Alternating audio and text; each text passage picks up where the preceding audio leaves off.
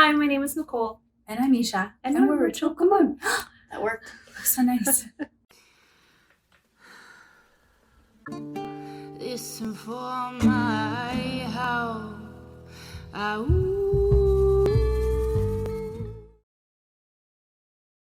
Today we are here specifically to talk about scarcity and abundance. Just moved out of talking about anxiety, depression, and hormones. And now we want to go into some of that spiritual work and physical work that we do for ourselves. So kind of being aware of what's going on with you. And once you kind of honed in on that, how do we make a change? Yeah. And one of the most important aspects is the scarcity and abundance mindset. So what's happening here? Tell me more. What does that mean? Tell me more. So what happens here is this. A lot of us go into being like, oh, I've observed myself. I figured out, like, I get into these bouts of depression and it's not clinical. It's just like, I just feel really sad sometimes. And then I have like these little bouts of anxiety. I even have these bouts of like, maybe like post jitters or whatever it might be. Like, What? Jitters? Like, oh, okay. Yeah. It's like, where you're like, you move into a mentality where you're like, okay, I got what happens to me sometimes. These things come up and I'm aware of them and I'm trying to deal with them the best I can. And maybe some people know what you're going through, maybe some people don't. But what happens is that you go into a place where you're like, I want more from my life. And you go into a place of either fear or love, essentially. Those are the two emotions that are transmuted through the scarcity and the abundance mentality. So when you move into a space of fear, what happens? You're like looking at your life and you're saying like, I don't have enough. I'm not great. Things aren't really working out for me. I don't really know how I'm going to achieve the things that I want. So I better just start, right? And you're moving into these areas of your life where you want to then address these things. You're like, okay, I have no idea how I'm going to do it, but I'm going to do it anyways. And although that can be very empowering for sure, when you're moving from a place of scarcity, you're saying, I am without, and I am moving into something else without. And it makes it difficult to be grounded in that decision because then what you're doing is that you're letting all these external factors that are scaring you, like maybe lack of money, lack of love, need to succeed and have like all these things because you feel like it's your family expectation or whatever. It makes it so that when you are on that path, when something steers you from that path, you get completely rattled because everything that was driving you through that were not things that you have really owned up to. Yeah, and when you move into the space of abundance, which is the opposite of the fear-based emotion, you move into it with the space of the emotion of love. You're starting to understand why things have kind of accumulated in your life the way that they have. You have more appreciation for them. You have gratitude. And you move into a space of creating more of a sort of like you're planting your seeds and you're collecting this harvest then. And what happens is that when you move into it from a place of saying, okay, maybe I don't have all the money in the world like I wanted. Maybe I don't have all the best friends in the world. But the things that I do have, I really appreciate. And I just want more of that, right? And then even if something triggers you, if you're starting to see like, oh, there's a block, there's a trigger, as we talk about in the next videos coming up, you start to see, okay, I get it. I didn't have that before, but I want this other thing, and this thing keeps on inhibiting me. But, when you kind of transform your mindset and you move into making really concrete changes in your life from a place of, I am grateful and I can understand how much I already have. But I want to expand on that. I want a little bit more of that because I know not only will that be healing for me, but I'm just gonna be able to give more as well, and that's a really healing place to be. And then when you're doing this work, guys, it's hard.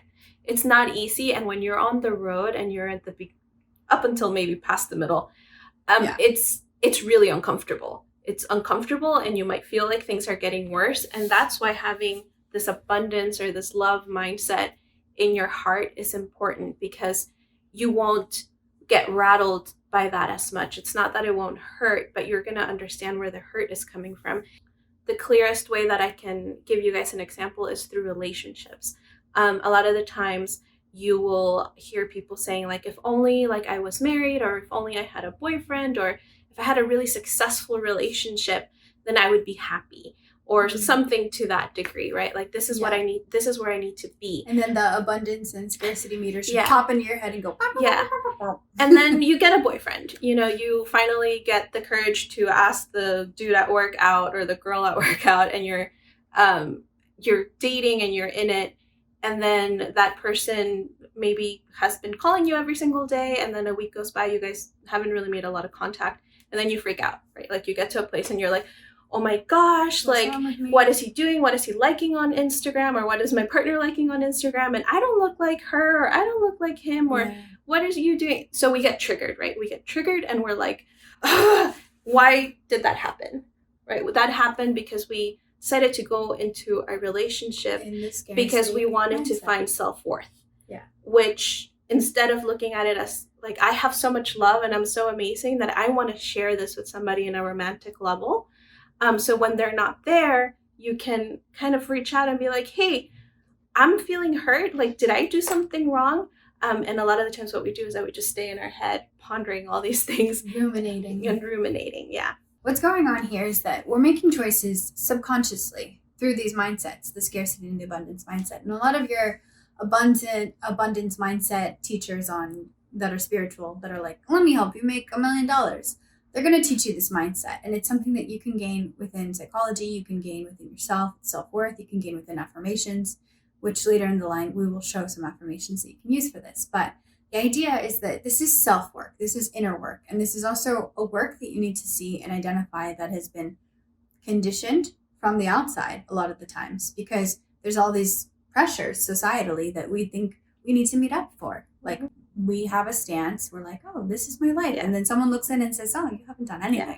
So you have to ask yourself, number one, what am I afraid of when I'm moving in my life? Like, am I afraid of being alone? Am I afraid of this? Am I afraid of that? And just confronting your fears first off. Like, that's, I think, the best way to address the scarcity mindset, because when you can be honest with yourself about what you most fear, then you can be like, how do I tackle that? How do I handle that?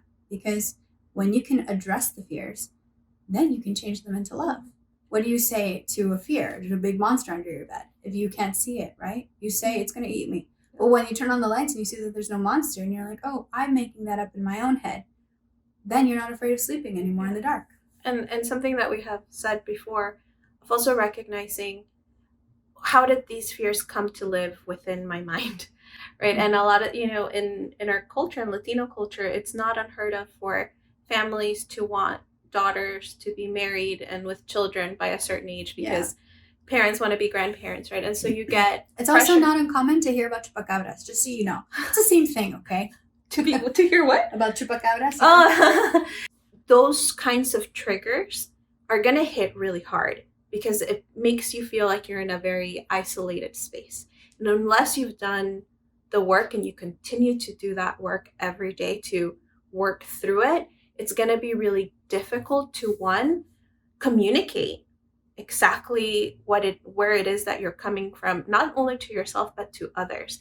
Because as we are moving forward and we're becoming better, more purposeful humans, I think it's part of our responsibility to be able to speak to that, so that people around us also begin to understand that their mindset could be different, that they don't have to live in this box that we've been told to live in. And so it's really important that we can speak to that, but we can't speak to that in an authentic manner unless we have the strength to come with compassion and show up for ourselves and others with love. When we consider all of this work that we need to do for ourselves, I don't actually think about that in that way. I never think like, oh, it's the work that I have to do today. I have to do this work for myself. Because that to me actually translates to actual work that I don't want to do. So I think that's what drives me. And if you're like, yes, I want to do all this work for myself, great. But inherently you will be doing work for yourself, but you don't need to view it in that mindset. If you are looking at it like, for example, if you look at work with a scarcity mindset, then do not consider the work that you're doing for yourself as work. If you're seeing it as an abundant mindset, then yes, do the work.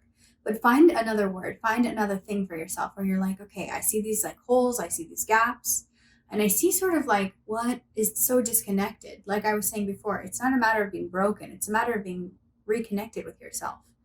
Yes. Okay, guys. Well, we hope you like this video. And if you did, give it a big thumbs up. Please do subscribe below. And we will talk to you again. Bye. Bye. If you like what you hear and you want to keep the conversation going, listen to our podcast, Ritual Común Contigo. Also, check out our Instagram where we have affirmations, oracle cards, and give a special message just for you. Make sure to check out our website. ritualcomún.com. Inhala. Exhala.